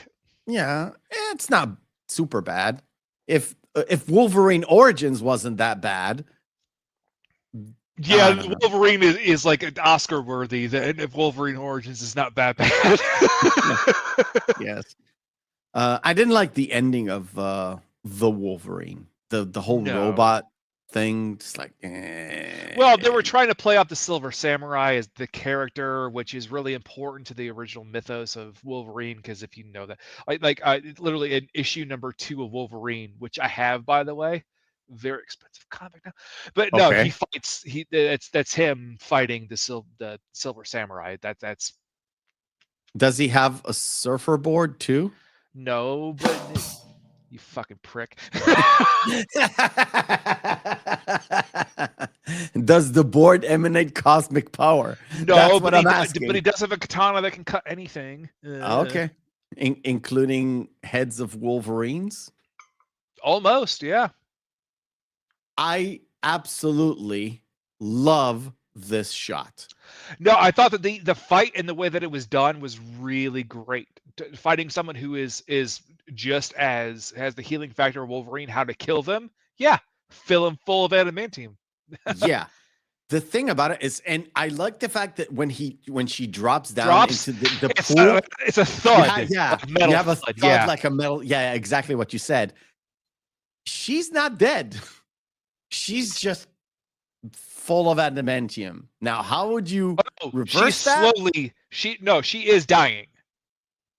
You think so? No, because eventually it does encase her heart where it can't pump anymore. Okay. And it becomes metal. This is what's odd. This is what happens to actually Wolverine, the death of Wolverine, because he gets encased fully in adamantium. Oh, okay. Adamantium, and it actually does, quote unquote, kill him, but then they bring him back. Comic books. Yeah. Moving on. No, in comic books, nobody actually does die. Nobody ever dies. Just like on TV. Unless you really ruined your career and get canceled, but you know. Except for Sean Bean. People must really not like that guy. Sean Bean can never die. Ever. Maybe once or twice. I actually, in terms of design, I'm just talking about design. I actually do like this design as the sort of perverse version of Cerebro. Yeah. Right. Which was actually, like, the fact that the metal plates are all broken off, because that's because of Magneto trying to force his way in and break it, which I thought was fantastic, because before this, it was pristine. No, it wasn't. Well, when Mystique breaks into the office version of this, because you have both versions, it does have the holes. Oh, I'm convoluting the image that Jason's projecting into his mind as to reality. That's what okay. That's my error then. Yep, you're right. Okay. And when I don't know what it is about switching the plates that actually turns it into, instead of mutant killer, into a human killer. I don't think that really did anything, because wouldn't it just be like, hey, instead of just focus on the mutants, focus on the humans? Exactly. It's all about Charles. Yeah. It's the focus of Charles rather than the Cerebro itself. Cerebro is just an enhancing force. Yeah. And it also shows how integral Mystique is to the entire plan, how she can perfectly imitate Stryker to tell Jason the instructions. Yeah, it's this moment. That whispering moment's like the plans have changed. Yeah, where it's like, that's perfect. Yeah. Yeah, that's really good. So there's elements that didn't make sense to me, but the other elements, like story-wise elements, everything is pretty on point. Like, if you don't think about, okay, they cut away this, they cut away that, this was not this in the comic book. If you just look at the movie in terms of storyline and where they were going, there's a lot. There's some fluff in there that's like, okay, we can let that go. But in terms of your main focus on the story, it's pretty intact. It's like they were going for a somber ending, and there are points where you need to go to get to that somber ending. It's like you hit every single point, and every single point makes sense. And every single moment leads to that other moment. That's what I'm saying. So it's pretty solid, I think. That's why the movie is, on the whole, is pretty good. Yeah, I would say the other one too is right before then. Magneto doing the Magneto thing with all the guards sitting out there, like, yeah, I'm just gonna magnetically pull all the pins of all your grenades out, and kaboom. And I think it was only like flashbangs, but that close to the body. Yeah, it would incapacitate, if not severe, do a lot of damage. Oh, yeah. It will do a lot of damage. Yeah, flashbangs on your body. Yeah. Bad stuff. Bad stuff. Not fun. So it's once he Stryker gets out, goes to his helicopter, Wolverine catches him. It's like, you were animal then and you're an animal now. No. This is what Stryker thinks of Logan, really. because, you know, we kind of get to see that whole scene later on. I think it's in Origin Wolverine, I think. X-Men Origins Wolverine, yeah. Which that you see the entire scene kind of recreated, essentially. Kind of, but it's very different because really that's the whole and let's just say this, in context, that they kind of showed you what Stryker was talking about. I knew you then. You were doing essentially Black Ops with me, right? You were like, that is true, but also crazy... like Sabretooth was there, and that was the actual comic version. Like Deadpool was not involved in that, like as in X-Men versions, Wolverine and all that stuff. But the one thing that I wish he would have just brought up at all was like the Weapons Plus program was not mentioned at all. Oh, which is essentially what Stryker was doing. Yeah, well, and that's the reason why like Wolverine is Weapon X, because he was the 10th version of the program. Yeah. But which leads to X-23 and all that stuff. Yeah. Okay. Let's do a stop here because essentially we've got the saving of Charles and then saving of everybody else. And this is a point where Paul got it right there. Like, there's too much about the wilderness shots and scenes with the dam. Where I'm like, I know the dam is breaking. You don't have to keep ratcheting up the tension. It's already there. It's already done. Yeah, essentially. That's why I agreed with him too. All right, let's play our second game of the night. It's called Screen Fighter. Round 1, fight. Kind of want to call it Cinema Deathmatch now that I know YouTube kind of relaxed some of their rules, but hey, we can bring it back because you know how much I love that more because it's perfect. Because it's perfect. All right. Cinema Deathmatch is where we take two movies, pit them together, and see which one is the best one. If there's no discernible difference between the two, both of them are good, or both of them are bad, we fall into our criteria, which is Saturday evening, Friday evening, out with the boys, out with your girls, out with your significant other. Two movies in a vacuum. Which one will we pop in? I don't know what I did with my fingers, but whatever. Bruce Almighty or National Lampoon's European Vacation. That is the second vacation movie. Yes. Votes in the chats, please. On my feelings, take your pick. There we go. Okay. Nothing to Beat Christmas. Gotta be Bruce Almighty just because of Steve as the anchor. That's what you're going for? Fucking steals the entire fucking movie in Bruce Almighty.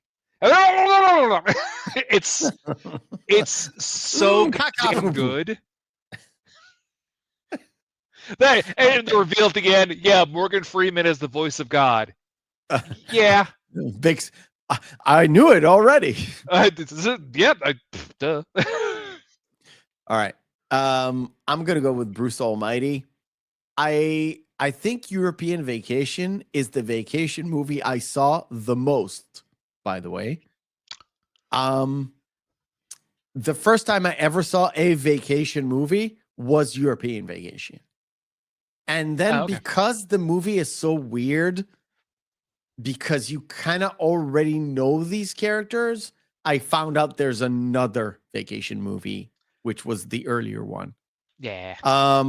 Of all of them, my favorite is the Christmas one. Yeah. Because it's the most crazy. Bruce Almighty, I just love that movie. I like everything about it. I love even the philosophical dilemma about it. It's just for me. Pig in a poke. I love that. No Country for All Men or Cato Lake. You have not seen Cato Lake. Yeah, I know that one. Yeah, you can re-roll that one. Okay. No Country for All Men or Bridget Jones's Diary. First one. Great Japanese poster for No Country for All Men. I agree. Having just recently, as in last weekend, watched both of these films, told you about that whole movie marathon backstage. Yes. Such a weird combination. I know. Well, there was no there. It was we watched Gangs of New York. We watched. Yeah, you told me about Gangs of New York, and I said, "Well, that's a great introduction to Daniel Day-Lewis." So many movies, but I'm sorry. I know this is gonna give me a lot of shit. Oh no! I actually had more fun with Bridget Jones's Diary. I'm gonna go with No Country for Old Men for the same reason that Paul said. It's great. It's a hard watch. It's a hard watch. It is. It's not a movie. You're like, I'm gonna watch this again and again to find out the hidden meaning behind it all. The problem is you didn't even put the line from the movie though. What? Your call, friendo. Come on. It is my call. The Sixth Sense or Hero. We've talked about this before. Hero is an hour and a half too fucking long. Full stop. Hero is not that interesting. The Sixth Sense is interesting. Even if you know everything about it. The first time you watch it and you're like, oh, now I see it coming. It's like any of M. Night Shyamalan Ding Dong's movies. You're like, okay, once I know the twist, I don't give a shit. All right. Ghost in a Shell, the original anime, or Good Burger? Too easy. Ghost in a Shell. Yeah, it's Ghost in a Shell. Huh. It's that good. We're gonna keep going. I say that I prefer anime. All right. Last Samurai, even though it is the Tom Cruise movie, but not a Tom Cruise poster. But that's Ken Watanabe. He's really, really good. He's a really good actor. Or Sister Act 2. Back in the Habit. Yeah. Which I think is one of the best puns in a title I've ever seen. I was like, okay, kudos to you writers. That's a great fucking pun. But the movie though. Movie-wise, I would rather watch the new Shogun series than watch The Last Samurai ever again. Okay. Sister Act 2. Wow. Yeah. I'm like shocked. Sister Act 2 rocks. They got history so fucking wrong in that movie, it makes me furious. Okay. I did not like The Last Samurai. Okay. I cannot watch the fucking Sister Act 2. Sister Act 1, very different. Very witty, very funny, very I love this sort of like comedy where it's a fish out of water, but you can kind of see it. You can kind of feel it. Sister Act 2 is so dumb. It's what's the movie where it's like a cappella band going out singing? With not Isla Fisher, the one that looks like Isla Fisher. Oh no! God, what the? That movie. It's that, but an earlier version, and nuns. Yes, but I can't remember the name of that movie now. It's gonna drive me nuts. My wife watched it several times when it was on, not long ago. It was like, "Why do you watch this again?" It's like, it's fun. It's like, no, it's not. I'm gonna watch The Last Samurai. Okay, fine, fair enough. Green Lantern or For the Birds, which gonna be our last pairing because we're running out of time. I'm gonna have to go with Green Lantern. As I mentioned, the movie's bad, but it's not For the Birds bad. I agree. It was bad. Wasn't that bad. It's Green Lantern. All right. Cool. Awesome. Right. Let's wrap things up. Wrap it up. Shall we? So we get to the fake Cerebro. We can't go in. Well, no, the thing is, the setup is it's basically showing the conviction or like empathy of how it could actually really affect Nightcrawler. How nobody really cared about him, and Storm's like, "No, I believe in you. I have faith in you," which is the most important thing. So he's able to teleport beyond somewhere that he can see in order to get Amaro into the new and the setup to this is we can't open the doors because it might kill Charles. I don't convoluted, but I very get convoluted. Yeah, I get it, but it's a but little bit also convoluted. then how the fuck did Magneto was able to get in there and do that? I don't know. I guess there's a major fucking plot hole there. I don't know. The fact of the matter is, but they get in there. So Storm uses her powers to freeze the room, so it breaks Jason out. Professor regains control after he's actually utilizing his powers to actually kill mankind. Yeah. After he was starting to kill mutant kind. That's his name, Mankind? No, kill mankind is humankind, yes. Not well. My mind was somewhere else for 5 seconds. No, you're fine. You're fine. No. The mutant, mutant kind originally, then it got swapped to humankind. Yeah. To your point that you mentioned before, it's like how many planes went down at that point in time? Yeah, several, a lot of them. I like this one because this was almost the most comedic moment of the entire movie. They're like, let's go into the spillway. He comes in, breaks the door mechanism. It shuts down. It's like, you don't want to go that way. Well, it's also a setup and payoff before. Like, we need somebody who can do the controls. What are you going to do? Use your claws on them? Yes. And that's what he does. Yes. It's like, you don't want to go that way. Of course, and they take somewhere else to get to the truck. Now, the setup before that we didn't touch upon that is the fact that Iceman, Pyro, and Rogue are back in the plane, and Pyro at some moment is like, fuck this, I'm not a kid, I'm gonna go and help, because he wanted to help Magneto. And it leaves Rogue and Bobby in the fucking plane.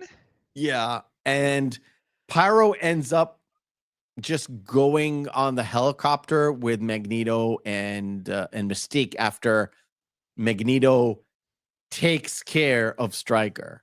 Although he doesn't really take care of him because Stryker's still alive. What I find so amusing is the fact that the two is, if you know how strong Bobby is as a fucking character as Iceman, we're like, he's an Omega level mutant. Like he can literally control. Yeah, he can control the molecules of water anywhere. Okay. I did not know that. So he could literally, while sitting on the plane, if he knew that Jason was there, put a small little ice, have the synapses in his brain freeze. That's pretty powerful, I guess. Yeah. Well, not to mention that he could literally have just frozen the entire continent in a block of ice if he wanted to. So yeah. We kind of have sort of like the moment for Logan as Logan, right? Oh, sorry. In between there too, we got Pyro who runs by Magneto that's what I said. And Mystique, but that's what I said. He runs on the helicopter, but we forgot to mention the fact that House Magneto had Stryker strapped up against the rock. That's what I said. He sort of dispatches Stryker, but not really. No, he didn't. He said like, I'll never see you again. I'll never see you again, because he realizes the dam's gonna burst. So yeah. And the moment where Logan kind of finds Stryker strapped to a concrete wall, and it's like, why are you aligning yourself with these creatures? And like, he's holding a boy. The whole point is like, he's holding a boy. That it even says that creature in your arms. He's not a creature. He's a human with a mutation. He's a kid. He's done nothing. It's like, he's not evil. He's not good. He's a kid. Well, and there's the setup and payoff too with the tongue bit. Yeah, I know. Yeah. But the whole point is, Logan is like, yeah, I'm gonna He's line proving that myself. like I'm not the monster that you think I am. And Exactly. Yeah. And I'm here to save the kids. And of course, Rogue comes in with the plane that she should have crashed before she actually crashed it. Everybody did. Everybody did. And then when nothing goes right, Jean is like, okay, I know what I have to do now. And she goes off the plane. Cyclops is like, what are you doing? It's like she closes the door on him. And of course, she goes into Super Saiyan mode. Basically, like she's allowing the presence of the Phoenix to completely absorb her. Like she turns off Nightcrawler's ability to teleport out to grab her to bring her back on the plane. Yeah. Yeah. This is like, she's not letting me. So at this point, this is where she kind of releases her full might, I guess, before she goes into Phoenix mode. That to me is sort of like, they were trying to portray how powerful she is. She is so powerful. She channels her through Charles. Yeah, she's able to overtake Charles Xavier. And Charles Xavier is the most powerful telepath pretty much ever. This is the moment where I think Charles let her do it so she can say goodbye. As a conduit, yeah. To Cyclops. I think she sort of like, they don't show it. They might have had a scene where they interact in his mind. You know, they did it in, I didn't like it when they did it, but they did it in Multiverse of Madness, where they're in Charles's mind and it's like a white room of sorts. Yes. Well, they also did that in the new X-Men series, which is more important because there is such a thing as the astral plane in the Marvel universe, where like one of the most powerful like telepathic and mind controlling beings called the Shadow King lives. And the one that like that's a whole thing. But Anyway, it seems like there was a scene like that just so we know how it is possible, because she's not powerful enough to do all that, what she's doing, plus take over Charles Xavier's mind. Yeah. But yeah.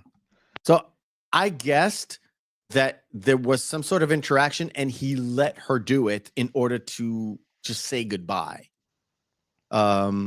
Which was sort of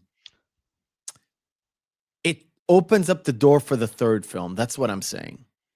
For Cyclops to go and look for her. Yeah. Right. And of course, she let the water take it over. And the plane flies away, and then we have the scene in it's like, Scott, we need to go to Washington. He says that in the beginning, but Scott, we need to go to Washington, and we have that moment where Charles is talking to the president, and he's like, I have to wonder, during this entire bit, is Charles Xavier holding the entire American populace that this is being broadcast to under the sway as well on hold while he delivers this information? Or are they seeing mutants be like, here's a whole bunch of information and we'll be watching, and then they cut back? Or and if he can do that without Cerebro, what does he need Cerebro for? Yeah, it's a little bit too convoluted just to make a point. Whereas, like, we're the good guys. We know, we're watching. Look, Stryker. They have to have a proof. Like Stryker, Stryker to technically try to kill you. Because if Nightcrawler hadn't gotten shot, he would have stabbed you to death. Yes, which would have essentially started a war. Yeah. With Stryker having copious amount of sway. Let's just say that. And then, of course, we have that last scene with the kids. Well, there's that bit too where they're talking about Jean, where it's like, I get it, kind of a eulogy sort of thing for their character. somewhat. The one thing I hated was the fact that like they have Cyclops walking out being a sad sack little bitch.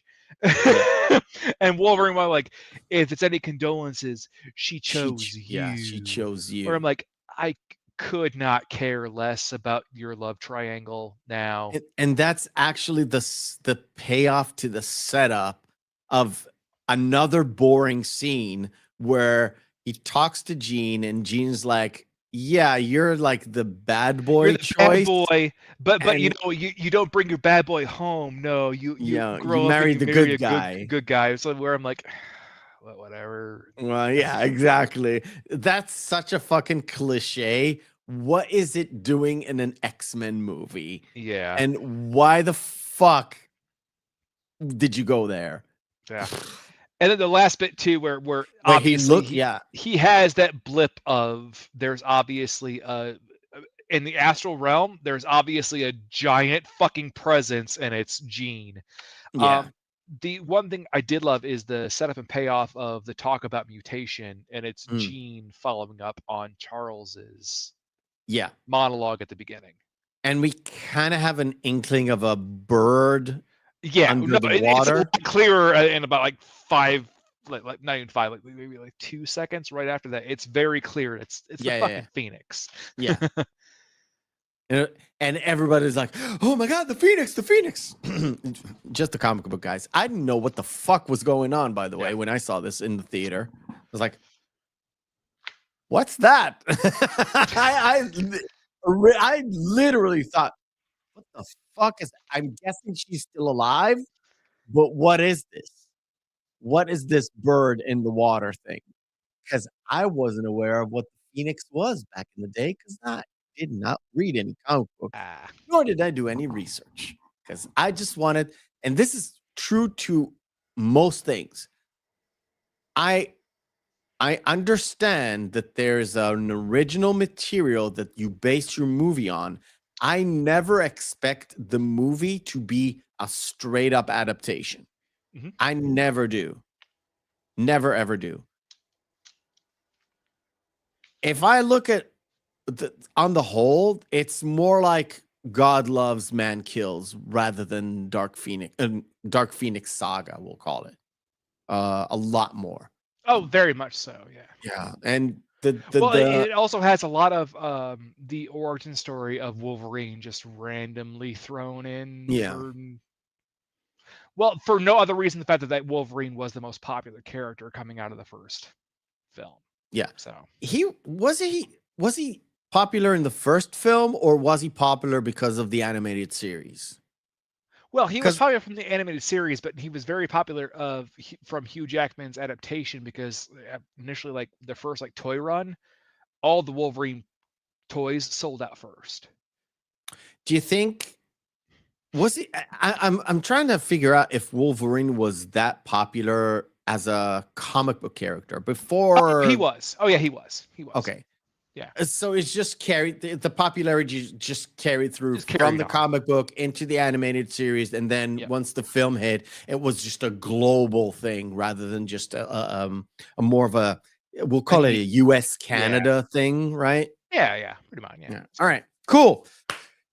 Actually, like this movie, it's a bit long. There's boring parts in it, but I love the story that was told. The fact that they went for more of a somber or dark thing doesn't really bother me, even though it is kind of a superhero movie. It does give you that aftertaste of, yeah, I want the next movie. And that's why it's very similar to a lot of these movies, but you can categorize them after Empire Strikes Back, which was probably the best reveal in movie history, or the best sort of like shock moment in movie history. It's certainly amongst the greats, with, you know, The Sixth Sense being one of them, I guess. But yeah, a great, better, more well-constructed story as opposed to the first film, which was, if you think about it, very rudimentary. I want to take over the world bit with Magneto. Well, no, he was trying to turn all of mankind into mutants. Yeah, but it's a take over the world scenario. It's like everybody's going to be a mutant. I don't want I'm bringing down everybody to my level or bringing everybody up to my level. There's connections there with the actor playing the senator, but it's mystique because nobody knows what happened to the senator. He just vanished. He died. He turned into jelly and died. Goop. Yeah. Yeah. So there were connections to the first movie. Those fucking leather suits are horrendous. Yeah, they're horrendous. I hate those suits. The payoff came in 20 years later. And it's so goddamn satisfying. That's why Deadpool Wolverine was so fucking good. Because it's so easy to put him in an armored yet yellow and blue spandexy suit. Yeah. It's I don't know. Otherwise, a pretty fucking enjoyable X-Men movie. Which followed up with a pretty horrendous pretty bad one. Yeah. Yeah. But it is what it is. That's what they used to say about Return of the Jedi. And then the new trilogy came out. And then the other trilogy came out. It is what it is. Yep. All right, guys. Next week, I think a little bit controversial, but a little bit. But I'll have my reasons. Yes, I have my reasons too. We'll save them for next week. Next week, it's not a comic book movie. It's a horror movie. Yep. We are going to cover Friday the 13th, Part 2, which is arguably better than the first film. But we'll talk about it next week. So please go and watch that movie and come back and we'll talk about it. Because remember, hope is a good thing, maybe even the best of things. And no good thing ever dies. See you then. Yes. Press end stream.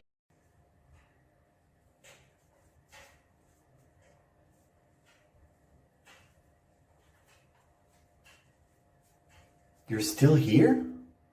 It's over. Go home.